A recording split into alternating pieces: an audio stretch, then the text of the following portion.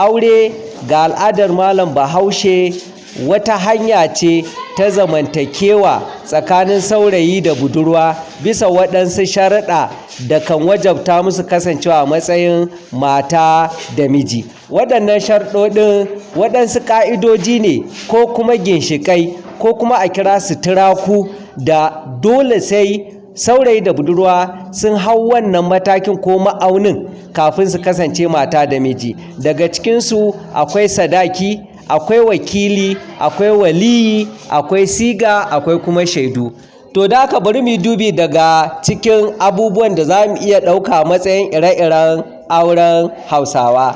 Na farko akwai auren fari, akwai auren saurayi da budurwa, akwai auren bazawari da bazawara, akwai auren soyayya, akwai auren ƙiyayya, akwai kuma auren dole, sannan auren zumunci, akwai auren sadaka, akwai auren siliki ko kuma auren silikiti, sannan akwai auren buta, akwai auren kashe wuta, akwai kome, akwai auren jeka da kwarinka, akwai auren saɓi takalminka, akwai auren saɓi sandarka. Haka kuma akwai auri saki, akwai auren ɗanɗano, akwai auren kece raini wanda ake kiransa auren garari, sannan akwai auren gayya wanda ake kira auren huce haushi ko auren huce takaici.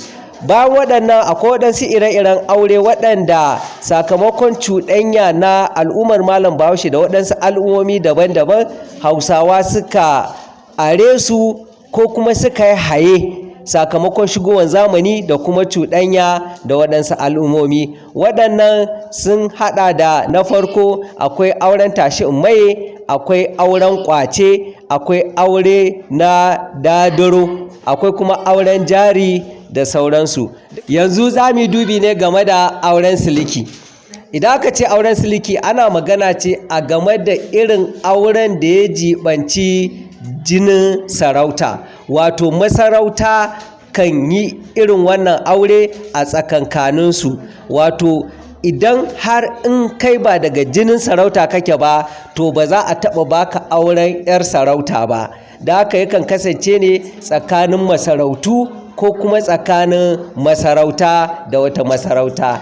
Kenan zai iya yiwuwa tsakanin masarautar Kano da masarautar Katsina ko masarautar Daura ko masarautar Borno ko masarautar Adamawa ko masarautar Gobir ko masarautar Haɗeja ko masarautar Garin Gabas da makamantansu.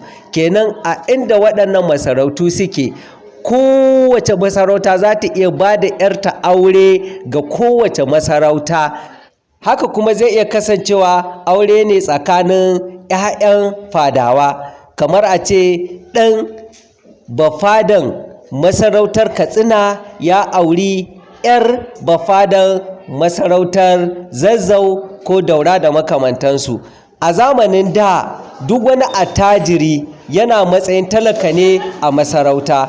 Misali, idan aka ɗauki Daura ko aka ɗauki Katsina, idan har in an samu mai kuɗin da ko ya fi mangal kuɗi, to amma sai kasance ba shi daga cikin jinin sarauta, idan ya auri 'yar sarki to sai a ga cewa an liƙa mai wata sarautar da zai zama a dole ya samu gurbi a cikin wannan masarautar.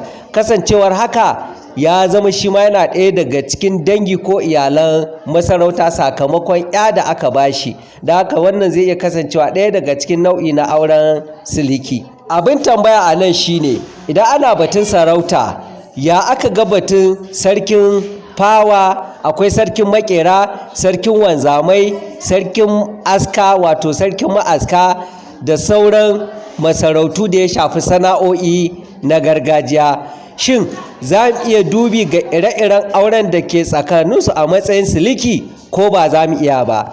To a zahiri tun da batun sarauta ake yi, dukansu suna ɗauke da irin nasu tsari na sarauta ko kuma masarautar. Da haka su ma za mu iya dubin wannan nau'i a matsayin ɗaya daga cikin rukuni na auren siliki ko kuma silikiti.